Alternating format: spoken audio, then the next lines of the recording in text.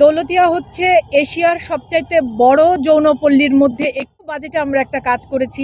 খুব বেশি বড় আশা করবেন না, বড় চাওয়া হয়ে যাচ্ছে আমার। খুবই ছোট মানুষের বড় চাওয়া। আমি এই কথাটা খুব বিশ্বাস করি যে আমরা যারা সুবিধা প্রাপ্ত তাদেরকেই অল্প বিস্তর কাজ করার চেষ্টা করে যেতে হবে যারা সুবিধা বঞ্চিত তাদের জন্য।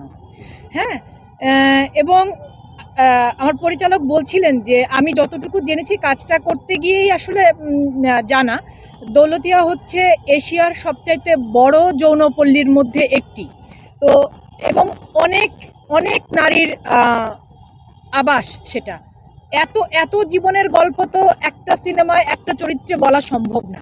আমার পরিচালক চেষ্টা করেছেন, তিনি বারবার বলছিলেন যে তিনি ওদেরকে নিয়ে গবেষণা করেছেন, এক একজনের জীবনের এক একটা গল্প।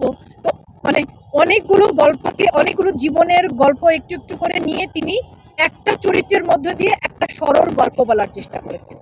এটা সিনেমাটা, কিন্তু সিনেমার শেষে অনেকেই আমাকে জিজ্ঞেস করেছিল যে এটা কি কোনো বক্তব্যধর্মী ছবি কিনা বা পরিচালক কি বক্তব্য রাখতে চেয়েছেন। আমার উত্তরটা হচ্ছে, আমার পরিচালক আসলে কোনো বক্তব্য রাখতে চাননি, কিন্তু সিনেমাটা দেখার পর আমরা আরেকবার হয়তো ভাবতে পারবো যে আমরা কি এভাবেও ভাবতে পারি। খুব সোজা করে বললে, আমরা যে পেশাজীবী মানুষ আছি না কেন, সে মানুষ চাইলে, ধরেন একজন অভিনয় কর্মী বা একজন ব্যবসায়ী বা একজন শিল্পপতি, তিনি চাইলে 5 বছর 10 বছর পর অন্য আরেকটা প্রফেশনে, যেমন একজন অভিনয় কর্মী ব্যবসায়ী হতে পারেন। এটা আমাদের সমাজে কোনো খুব স্বাভাবিক। কিন্তু যে একজন যৌনকর্মী, সেই মানুষটাও যদি 10 বছর পর চায় আমি আসলে জীবনে অন্য কোনো একটা কাজ করব জীবিকা উপার্জনের জন্য, সেই সুযোগটুকু কি আমাদের সমাজ, আমাদের রাষ্ট্র দেওয়ার চিন্তা করতে পারে? আমি জানি এটা হয়তো অনেক বড় চাওয়া হয়ে যাচ্ছে আমার, খুবই ছোট মানুষের বড় চাওয়া, কারণ সারা পৃথিবীব্যাপী মানবাধিকার বা সেক্স ওয়ার্কারদের জন্য মানবাধিকার লঙ্ঘন বা ঠিকমতো মানবাধিকার পায় না ওরা, সেরকম আছে। আমরা আসলে তৃতীয় বিশ্বের অনুন্নত দেশ, আরও অনেক সমস্যা আছে আমাদের। তবে তারপরও আমি বলতে চাই, এটা একটা বড় জনগোষ্ঠী। আমার পরিচালক যে চেষ্টা করেছেন এই অধিকার বঞ্চিত এই জনগোষ্ঠীর একজনের গল্প বলার, সেজন্য আমার পরিচালকের প্রতি আমার ধন্যবাদ। এবং যেটা তিনি বলছিলেন, তিনি একজন ইন্ডিপেন্ডেন্ট ফিল্ম মেকার।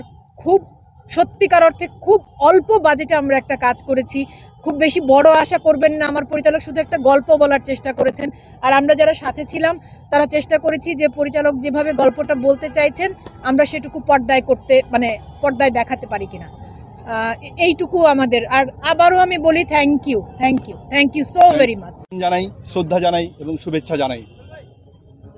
আজকে আমার ব্যক্তিগতভাবে খুবই আনন্দ লাগছে, খুব খুশি লাগছে। আপনারা জানেন, চলচ্চিত্র যারা কাজ করেন, অভিনয় করেন, যারা নির্মাণ করেন, তাদের কাছে সন্তানের মতো। সন্তান যেভাবে দীর্ঘদিন লালন পালন করে একটা সময় বড় করা হয়, ঠিক তেমনিভাবে দীর্ঘদিন লালন পালন করে আমরা এই চলচ্চিত্রটি আজকে পর্দায় নিয়ে আসতে পেরেছি।